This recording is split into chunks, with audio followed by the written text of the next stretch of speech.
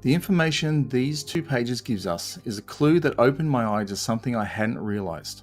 The party hats have been haunted, and in particular, these hats control the minds of the willing participant. In one ending, Oswald pulls the hat off, the unwilling to follow, although in another, Oswald is the puppet to Spring Bonnie. Welcome back to my channel, Fazbear's Menagerie of Madness, where I'll explore the universe of Five Nights at Freddy's and I hope in a new and unique interpretation of events. I've not previously shied away from difficult topics in the Five Nights at Freddy's lore. I've tried to address topics such as Detective Larson's case, who owns the purple car, as well as the Candy Cadet stories. But this one might be pushing the narrative of Scott's work. I'm going to talk about how I think that the 3 stories related to Into the Pit work together, as well as how each represent a separate event. The first installment in this trilogy is the Fazbear Fright story Into the Pit. As the first story of the first book, this telling of the 1985 event gave us insight into how the children became victims of the yellow costumed rabbit, Spring Bonnie. This story is parallel to the events elsewhere in the restaurant that the children Charlie, John, Jessica and Carlton were experiencing. The recollection from John during the Silver Eyes novel covers what was happening on the main floor and stage. The core animatronics were acting strangely, and John would catch his last glimpse of Michael Brooks. For the events of the Fazbear Fright story, Spring Bonnie would single out Oswald on the same day the other children became victims. Oswald would travel into the past for 3 days to play with his new friends Chip and Mike. Spring Bonnie's interaction would not happen until the 3rd day, as the victims were collected in the back room of the restaurant. Oswald would have been the 7th victim if not for him running and escaping through the ball pit, followed by Spring Bonnie. The next day, Spring Bonnie assumed the role of Oswald's father and would not be recognised by Oswald's mother. Only Oswald could see the costume. Oswald would ultimately return to the ball pit and trap Spring Bonnie in the ropes hung around the ball pit. Oswald's father was saved.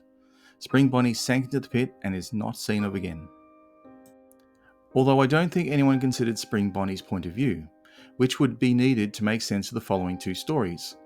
Therefore, I suspect I need to piece the puzzle together by narrating another event. In 1985, Spring Bonnie is planning to capture the children to acquire their souls. Their souls produce the emotional energy that seemed to allow Spring Bonnie to prolong its time in our world. Rather than move on and accept the past, these children would be needed. 2 days before, another boy appears and plays with his new friends. Nothing out of the ordinary here. On that day in 1985, Spring Bonnie would collect 6 children in the party room out by Foxy's Cove. No one is using the room, so the first 6 are collected. With a restaurant full of hysterical parents looking for their children, Oswald is singled out as the 7th. Following this, Spring Bonnie would chase Oswald from the party room into the ball pit and spend the night at the boy's house, taking the place of his father. Only the next morning to be caught by the rope in the ball pit trying to stop Oswald from rescuing his father. Spring Bonnie was defeated. Returning to the restaurant, it was very much aware that Freddy Fazbear's restaurant would not be there in the future. Having previously watched TV from the bedroom, Bonnie would have found out the day, month and year the ball pit could travel to. Following its failure to stop Oswald, all the dark secrets about the dangerous Yellow Rabbit costume would be exposed. Time was now the enemy. So the years that followed Spring Bonnie's run-in with Oswald included the capture of many more souls. In 1987, the missing children's incident involved 5 more children, although William would be singled out by Deputy Burke and arrested, as William could be linked to the restaurant. He would go free as he could not be tied to the event. He therefore had to disappear, and the restaurant closed again.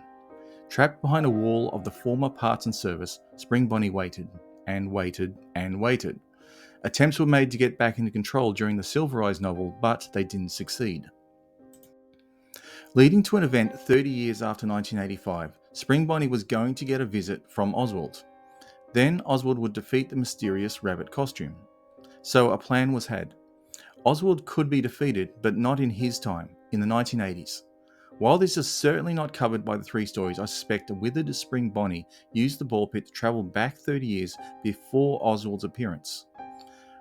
Bonnie's plan was to tell itself what would happen, and how to defeat this random boy. By the time Oswald arrived, again for the first time, Spring Bonnie was near the door leading to the back room. Oswald would meet the 2 boys that he would make friends with. They would play games, eat pizza and just enjoy the company of one another. On the day, Oswald walks to the rabbit's costume standing calmly along the back wall, and on page 45, You try to see the man in the suit. You look into the dark void of the rabbit's open mouth, but you are greeted with a simple pitch blackness. The rabbit is the person is the rabbit. You should leave. You should really go back into the pit. But as the rabbit turns to lead you through the back door, you follow it. Your eyes adjust to the darkness. You're in a storage room. What's so interesting about that? You don't see the kids initially. The first thing you see is the party hats. These party hats, I've covered in a previous video, seem to be a form of control over the children, but Oswald doesn't wear one. Oswald runs out and dives into the ball pit. While in the pit, Oswald reaches for half a golden Freddy token. Oswald would spend his time avoiding the rabbit costume until he gets back into the pit. A fight breaks out between Oswald and Spring Bonnie, leaving the costume hanging from a rope from the walls of the pit. On page 98, on the walk home, Oswald notices something on the sidewalk, half a golden token. When combined with the previous half of the token, they connect. The book continues to invite the player to start the adventure over again, although with the token. On the replay, Oswald chooses to play the arcade game 8-Bit Escape, a game requiring a golden token. For reasons even Oswald doesn't understand, he has just such a golden token. It has not been made clear how this event was set up, but what follows has me thinking the coin was placed in Oswald's path so he would be drawn towards the arcade. While this was either Spring Bonnie or perhaps Eleanor's, the outcome is another unique story. This story could suggest another visit from the withered Spring Bonnie to the past. The plan failed, just as it did before. This time a new direction was necessary. Oswald would need to enter the arcade. He would need to win. He would need to be convinced it was over.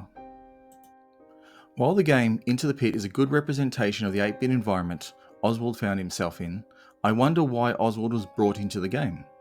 This is similar to Jeremy during Help Wanted 2. Oswald is very much aware that he is a character in a game. He experiences the blocky nature of the 8-bit environment, even checking out his own hands. If Oswald was playing the arcade before the chaos of the 1985 incident, then he would not know the children's fate. Within the game, Oswald collects the 5 children and delivers them to the main room. Each sat at the table and wanted cake. I suspect what Oswald was being shown is how to defeat Spring Bonnie. If Bonnie doesn't get the children, then it may not have the strength to stay in the world of the living. Oswald follows through with the game and saves the children. Cake is given and Spring Bonnie is defeated. After which, Oswald experiences life back at Jeff's Pizza, where his mum and dad are happy and his father has the time to play. What a perfect ending. Oswald's happiest day. Which is why I think it was fake. This outcome's too good. Oswald just happened to defeat the evil rabbit character in the game. Oswald gets the happy ever after ending. And what about the golden token that started this? The token in which he started the day with. That special golden token makes me wonder if it was a death coin. Encountered later in the timeline, this coin reduces a character's threat level to 0. So when Oswald played this token in an arcade machine, and he was the main character, was the yellow rabbit affected or him? I suspect Oswald finished the game and his soul was delivered to the ball pit the same way as the victims of the Fazbear Fright stories were. In particular, I'll refer you to the story Count the Waves, where Mitzi didn't want to experience Christmas with her family, so stormed off. She would hide herself away in a damaged Funtime Freddy costume and would die due to her injuries. Jake, following his run-in with Eleanor, would visit Mitzi's memory at her home at Christmas and would change it so she could go and enjoy her family that holiday. It wasn't real. It would become her happiest day. Oswald, on the other hand, well, I think Spring Bonnie was the one to ensure he got his happiest day. It might have taken a few tries, but Oswald was no longer a problem. Having gone missing in 1985 meant no mother or father would report him missing, although 30 years later, he was at Jeff's one moment, then gone the next. And while writing this script, I kept thinking of these words. I always come back. Thanks for staying with me till the end. If you enjoyed the video, then leave a like to help grow the channel. To find out when new videos become available, subscribe for future content.